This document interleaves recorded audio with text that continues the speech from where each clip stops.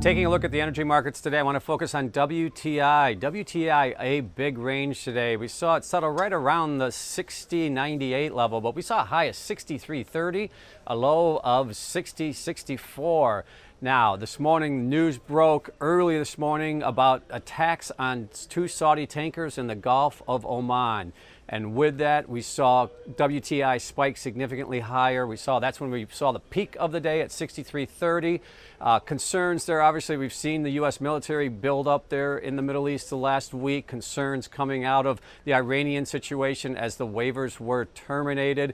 And now the narrative in that area is, there's escalation in tensions, escalation in the potential for further military action, and also questions about the source and who was ultimately behind these attacks on the Saudi tankers this morning that drove the price of WTI much higher. But as we saw throughout the day, the U.S.-China relations situation continued to take center stage. Initiation of those tariffs and now the further advancement of this trade war with China retaliating this morning.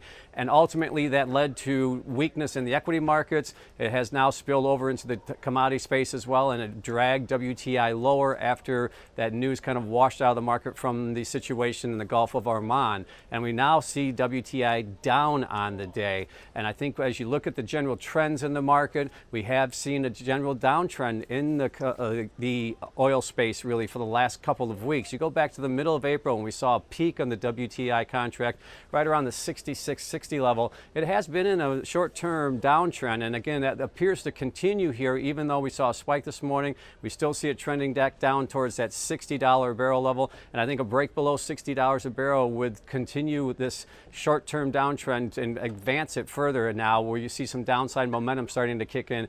Even with news breaking, like I said this morning, and some disruptions in the supply situation, you're still seeing a general downtrend in the price of WTI.